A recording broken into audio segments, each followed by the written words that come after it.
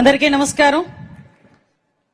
ఆహ్లాదకరమైన వాతావరణం, అందరి మొహాల్లోనే కూడా ఏదో సాధించేము, ఇప్పటికీ సాధించి మేము అనుకున్న యూనిఫామ్ మా ఒంటి మీద పడబోతుంది అన్న ఆత్మవిశ్వాసంతో ఒక మంచి సంస్కరణ కోసం మంచి పండుగ వాతావరణంలో సుమారుగా 5,500 కుటుంబాల్లో పోలీస్ కుటుంబంలోకి అడుగు పెడుతున్న తరుణంలో వాళ్ళతో పాటు వాళ్ళ కుటుంబ సభ్యుల్ని సైతం ఈరోజు ఒక దిశానిర్దేశం ఇవ్వటానికి, వాళ్ళందరి ఆశీస్సులు తీసుకోవటానికి ఒక మంచి కార్యక్రమానికి ఇక్కడికి విచ్చేసిన మనందరి గౌరవ అభిమాన విజనరీ నాయకుడు, నా నాయకుడు, మన ముఖ్యమంత్రి గౌరవ శ్రీ నారా చంద్రబాబు నాయుడు గారికి ప్రత్యేకంగా పోలీస్ డిపార్ట్మెంట్ తరపున స్వాగతం పలుకుతున్నా.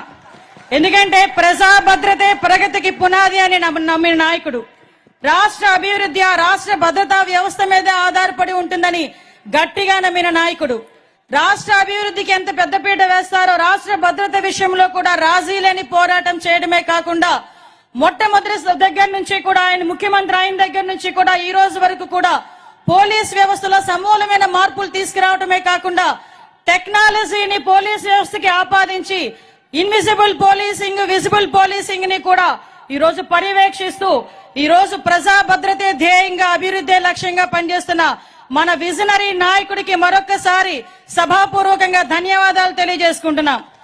ఈ రోజు ఒక మంచి పండుగ వాతావరణానికి ఈ రోజు మనందరితో పాటు మరొక ముఖ్య అతిథి, ప్రజాభిమాన నాయకుడు, ప్రశ్నించే తత్వం కలిగిన వ్యక్తి, ముక్కుసూటితనం, నేర్చుకునే తత్వం, ఎన్ని అవమానాలు ఎదుర్కొన్నా కూడా అనుకున్న విజయం గురించి ముందుకు వెళ్లే తత్వం కలిగిన నాయకుడు నారా చంద్రబాబు నాయుడు గారి సహచరులు ఈ రోజు ఇద్దరు కలిస్తే ఆ స్టేజ్ కే అందం వచ్చింది. ఒక్కసారి మీరందరూ కూడా చూడాలి. వాళ్ళిద్దరూ అలా నడుస్తా ఉంటే మీ మొహంలో ఆనందం నేను నా కళ్ళతో చూసా. అటువంటి నాయకుడు నా సోదరుడు డిప్యూటీ సీఎం పవన్ కళ్యాణ్ గారికి మరొక్కసారి ధన్యవాదాలు, నమస్కారాలు తెలియజేసుకుంటున్నా. ఈ రోజు ఒక వ్యక్తి గురించి మీ అందరికీ చెప్పాలి. ఎందుకంటే ఈ రోజు మన మధ్యలో లేరు, వేరే కార్యక్రమంలోని ఎంగేజ్ అయి ఉన్నారు. అయినప్పటికీ కూడా ఈ వేదిక ఆయనది. నేను ఎవరి గురించి మాట్లాడుతున్నానో మీ అందరికీ గుర్తొచ్చే ఉంటది. మనందరి అభిమాన నాయకుడు నారా లోకేష్ గారు ఈ రోజు ఈ కార్యక్రమానికి ఒక రకంగా చెప్పాలంటే కర్త కర్మ క్రియ. ఎందుకంటే యువగలం పేరిట పాదయాత్ర అనేది ఒక సంచలనం, అది ఒక చరిత్ర. ఎందుకు చెప్తున్నానంటే పాదయాత్ర చాలా మంది నాయకులు చేశారు, కానీ చిన్న వయసులో పాదయాత్ర చేస్తూ ప్రజా సమస్యల మీద ఒక అవగాహనే కాకుండా అదే పాదయాత్రలో ప్రజా సమస్యల మీద పరిష్కారాన్ని ఎత్తుక్కొని యువగలం పేరిట చాలా మంది తల్లిదండ్రులు ఆయన దగ్గరకు వచ్చి నా బిడ్డకు ఒక ఉద్యోగం ఇవ్వండి, చదువుకొని కొన్ని సంవత్సరాలుగా ఖాళీగా ఉన్నాడు, కూలి పని చేసుకొని నా బిడ్డను చదివించుకున్నాను, అటువంటి బిడ్డకి ఉద్యోగాన్ని ఇవ్వండి అంటే ఆ ఉద్యోగం ఇచ్చే బాధ్యత మా కూటమి ప్రభుత్వం తీసుకుంటుందని 20 లక్షల ఉద్యోగాలకి ఆ రోజు ప్రామిస్ చేసి చెప్పినట్టుగానే ఆ రోజు మెగా డిఎస్సి మీద మొదటి సంతకం పెట్టించిన మహానాయకుడు మనందరి అభిమాన నాయకుడు నారా లోకేష్ గారు. ఈ రోజు ఈ పోస్టింగ్లు కూడా 6,000 పోస్టింగ్స్, సుమారుగా 4 సంవత్సరాల కళ ఇక్కడున్న చాలా మందికి. ఎందుకనంటే ఇందాకే వచ్చినప్పుడు సార్ అదేవిధంగా పవన్ కళ్యాణ్ సార్ అన్నారు అందరి మొహంలో నవ్వు కనిపిస్తుందంటే నేను చెప్పాను సార్ సుమారుగా 4 సంవత్సరాల కళ సార్. చాలా మందికి వయసు అయిపోతుందన్న భయం, మళ్ళా తిరిగి మాకు ఉద్యోగాలు వస్తాయా అన్న ఆలోచన, అటువంటి ఆలోచన నుంచి అన్నిటినీ కూడా అధిగమించి ఈ రోజు ఈ పొజిషన్ లోకి తీసుకురావడానికి అందరి కృషి ఈ రోజు గౌరవ సీఎం గారు, డిప్యూటీ సీఎం గారు, మరి ముఖ్యంగా నారా లోకేష్ బాబు గారు, అదేవిధంగా మా పోలీస్ సిబ్బంది అందరూ కూడా ఒక ఏకకంఠంతో కంపల్సరీగా మనం మాట ఇచ్చిన ప్రకారం ఉద్యోగాలను ఇవ్వాలి అని ఆ రోజు కంకణం కట్టుకొని ఈ రోజు ఈ కార్యక్రమానికి శ్రీకారం చుట్టాం. ప్రత్యేకంగా ఈ వేదిక తరపున యువగలం రథ సారథి నా సోదరుడు నారా లోకేష్ గారికి ప్రత్యేకంగా ధన్యవాదాలు తెలియజేసుకుంటూ ఈ రోజు పోలీస్ వ్యవస్థలో సమూలమైన మార్పులు తీసుకురావడానికి గాని ప్రతి ఒక్క పోలీస్ వ్యవస్థకే కాదు ఈ రాష్ట్రానికి వెన్నుముకగా నిలుస్తున్న గౌరవ ప్రధానమంత్రి నరేంద్ర మోడీ గారికి, అదేవిధంగా అమిత్ షా గారికి కూడా ప్రత్యేకంగా ధన్యవాదాలు తెలియజేసుకొని ఈ కార్యక్రమాన్ని ఇంత అందంగా తీర్చిదిద్దిన నా పోలీస్ సిబ్బందికి, ప్రత్యేకంగా మా డీసీపీ గారికి అందరికీ కూడా ప్రత్యేకంగా నేను ధన్యవాదాలు, నమస్కారాలు తెలియజేసుకుంటున్నా. మీ అందరికీ తెలుసు ఈ రోజు ఒక చారిత్రాత్మకమైన రోజు. ఈ రోజు ఒక విషయం చెప్పాలి మీ అందరికీ కూడా, పోలీస్ వ్యవస్థకి తెలుగుదేశం పార్టీకి చాలా అవినాభావ సంబంధం ఉంది. ఎందుకనంటే నందమూరి తారక రామారావు గారు సీఎం గా ఉన్నప్పుడే ఏపీకి సంబంధించి ఒక పోలీస్ అకాడమీని ఆ రోజు స్టార్ట్ చేశాం. ఆ రోజు స్టార్ట్ చేసిన దగ్గర నుంచి అది మిగతా రాష్ట్రాలకి కూడా ఆంధ్రప్రదేశ్ పోలీస్ అకాడమీ అన్నది మిగతా రాష్ట్రాల వాళ్ళు కూడా దాన్ని ఒక ఎగ్జాంపుల్ గా తీసుకొని పెట్టిన సందర్భం. అదే కాకుండా గ్రేహౌండ్స్ లాంటి కఠినతరమైన పోలీస్ వ్యవస్థను కూడా తీసుకొచ్చి నక్సలిజాన్ని అణిచేటట్టుగా చేసిన పరిస్థితి కూడా ఆ రోజు నుంచి స్టార్ట్ అయింది. మీ అందరికీ తెలుసు, గౌరవ ముఖ్యమంత్రి గారు చంద్రబాబు నాయుడు గారు ముఖ్యమంత్రిగా ఉన్న ప్రతి సంవత్సరం కూడా డిఎస్సి ఎలా తీసేవారో పోలీస్ కానిస్టేబుల్ ఎస్ఐ రిక్రూట్మెంట్ కూడా అలాగే జరిగేది. 1999 నుంచి 2004 వరకు, అదేవిధంగా 2014 నుంచి 19 వరకు చూసుకున్నా కూడా సుమారుగా 23,000 మంది కానిస్టేబుల్ పోస్టులు తీసిన ఏకైక సీఎం మన చంద్రబాబు నాయుడు గారని చెప్పడానికి నేను చాలా గర్వపడుతున్నా ఈ రోజు. ఎందుకంటే చాలా గవర్నమెంట్లు వచ్చినాయి పోయినాయి కానీ వాళ్ళ స్వార్థాలు చూసుకున్నారు. ఏదో రకంగా మేము నోటిఫికేషన్ ఇచ్చాం కదా మా పని అయిపోయిందని చెప్పి కూర్చున్నారు.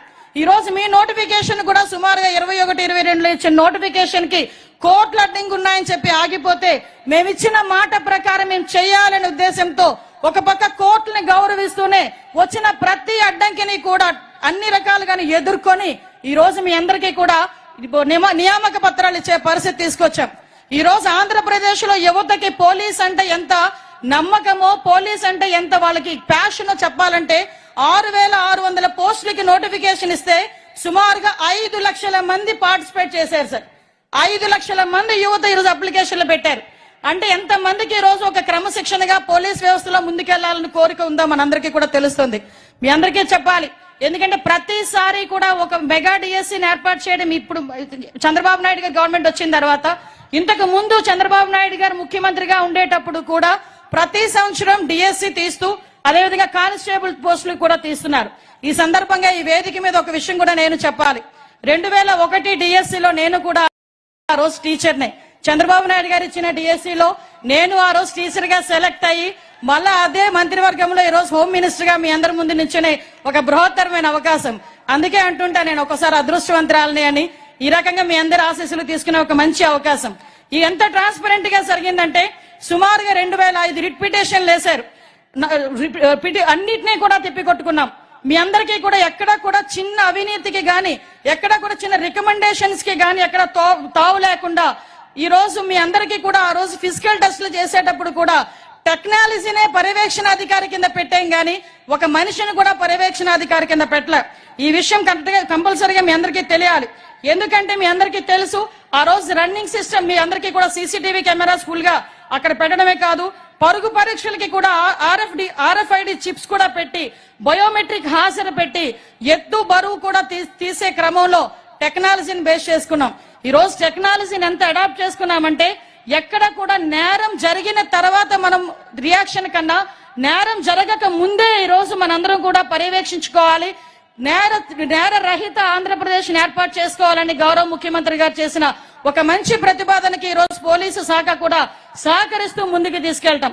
ఎందుకంటే ఈ రోజు ఇన్వెస్టిగేషన్ లో కూడా నేరం జరిగిన తర్వాత జైలుకి వెళ్ళొచ్చులే ఎన్ని రోజుల తర్వాత ఎప్పుడో శిక్ష పడుతుంది అనే కన్నా నేరం జరిగి ఇంకా జైల్లోనే ఉండగానే శిక్ష పడే పరిస్థితిలో ఈ రోజు న్యాయ వ్యవస్థని కూడా మనం పటిష్టం చేసుకునే పరిస్థితి.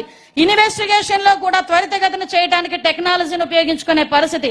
ఈ రోజు ఎంతవరకు అంటే 2014 నుంచి 19 వరకు సార్ తీసుకున్న టెక్నాలజికల్ గా తీసుకుంటే ఫింగర్ ప్రింట్ అథెంటికేషన్స్ గానీ, CCTVs గానీ, డ్రోన్స్ గానీ, పామ్ ఐడెంటిఫికేషన్ సిస్టమ్స్ గానీ ఇవన్నీ కూడా ఏర్పాటు చేసి నేరస్తుల్లో ఒక భయాన్ని, ప్రజల్లో ఒక భద్రతని కూడా కల్పించిన పరిస్థితి మనందరికీ కూడా తెలుసు.